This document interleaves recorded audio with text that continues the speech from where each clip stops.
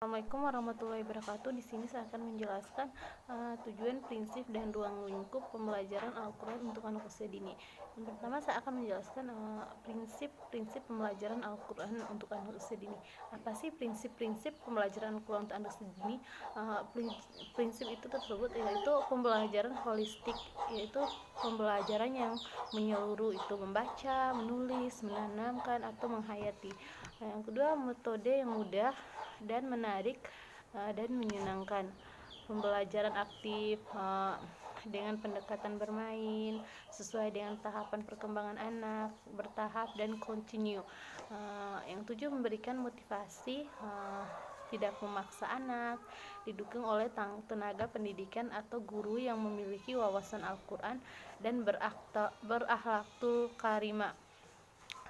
Tujuan pembelajaran Al-Quran di sini melaksanakan perintah Allah dan Rasul-Nya. Yang kedua, meletakkan dasar-dasar kemampuan Al-Quran dengan bacaan yang fasih dan tartil mujawah. Yang ketiga, memberikan pemahaman kepada anak makna isi dari Al-Quran tersebut melalui metode dan pendekatan yang sesuai dengan perkembangan anak. Yang keempat, meletakkan dasar-dasar kemampuan menulis Al-Quran seperti huruf hijaiyah dan kalimat thayyibah. Melatih dan menghafal Al-Quran dengan prinsip-prinsip yang sesuai dengan perkembangan anak usia dini. Metode bercerita pembelajaran Al-Quran untuk anak usia dini. Strategi pembelajaran Al-Quran untuk anak usia dini. Apa sih pembelajaran Al-Quran untuk anak usia dini itu? Strategi pembelajaran dapat diartikan sebagai perencanaan, metode atau rangkaian kegiatan yang didesain untuk mencapai tujuan pendidikan. Kita dapat memahami kandungan Al-Quran dengan metode bercerita. Di sini metode bercerita adalah strategi memahami kandungan Al-Quran. Yang pertama, bercerita. Bercerita itu merupakan menyampaikan serangkaian peristiwa yang dialami oleh sang tokoh. Tokoh dalam cerita tersebut berupa manusia, binatang, makhluk lain, atau tokoh nyata ataupun hayalan. Di dalam Al-Quran dalam Al-Quran juga dijelaskan banyak kisah-kisah yang terkandung dalam Al-Quran, seperti yang terdapat dalam surat Hud ayat 120 yang artinya, dan semua kisah dari Rasulullah kami ceritakan kepadamu ialah kisah-kisah dengannya kami teguhkan hatimu, dan dalam surah ini terdapat kepadamu kebenaran serta pengajaran dan peringatan bagi orang-orang yang beriman. Dan juga dalam surat Yusuf ayat 3 yang artinya kami ceritakan kepadamu kisah yang paling baik dengan mewahyukan Al-Quran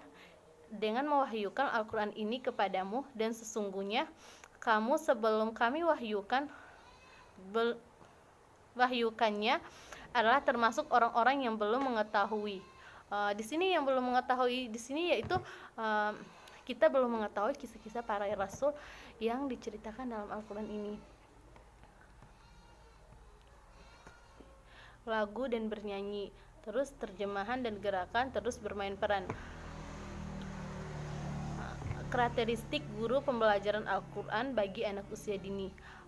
Karakteristik guru pembelajaran Al-Quran bagi anak usia dini itu fasih dalam pelafalan huruf, lancar dalam membaca Al-Quran, sesuai dengan kaidah ilmu tajwid, memilih wawasan Al-Quran, memilih hafalan Al-Quran, menguasai metode dan pendekatan pembelajaran Al-Quran yang sesuai dengan anak usia dini, memotivasi siswa, mampu menjalin komunikasi dengan orang tua siswa. Memiliki akhlakul karimah di sini dibagi menjadi beberapa bagian. Yang pertama, menunjukkan kasih sayang dan kesabaran dalam mengajarkan. Maksudnya dalam mengajarkan Al-Quran untuk anak ini itu menunjukkan kasih sayang dan kesabaran yang full, karena anak usia dini sering seperti bermain atau lain-lainnya. Yang kedua, tegas saat siswa menunjukkan kesalahan. Yang ketiga, tawaddu. Yang keempat, bersahaja atau wara. Yang keempat, khasyah, takut kepada Allah untuk bertakwa.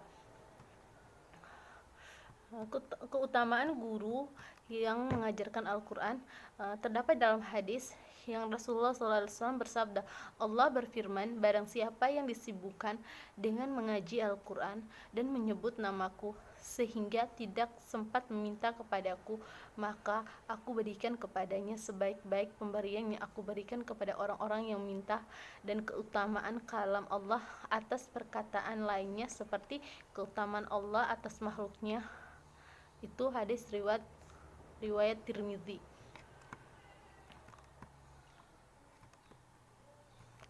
Sekian penjelasan saya. Wabillahi taufiq wal hidayah. Wassalamualaikum warahmatullahi wabarakatuh.